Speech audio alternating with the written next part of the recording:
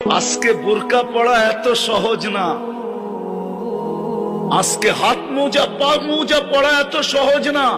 নিয়ে আসেন না এই জমানায় রাবেয়াকে কবর থেকে উঠায়া, আমি একটু চেহারা দেখি রাবেয়ার, সে আমাদের মা বোনদের মতো হাত মোজা পা মোজা পড়া এরকম পর্দার সাথে চলতে পারে কিনা।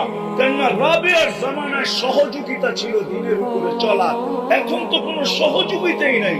আল্লাহর রাসূল বলছে, সাহাবারা জিজ্ঞাসা করছে, আল্লাহর রাসূল বলছে তোমরা হকের উপরে চলার জন্য সহযোগিতা পাইতেছ, জিবরিলকে আসতে দেখতেছ, যাইতে দেখতেছ, কোরআন নাযিল হইতে দেখতেছ, আমি তোমাদের মাঝে আছি।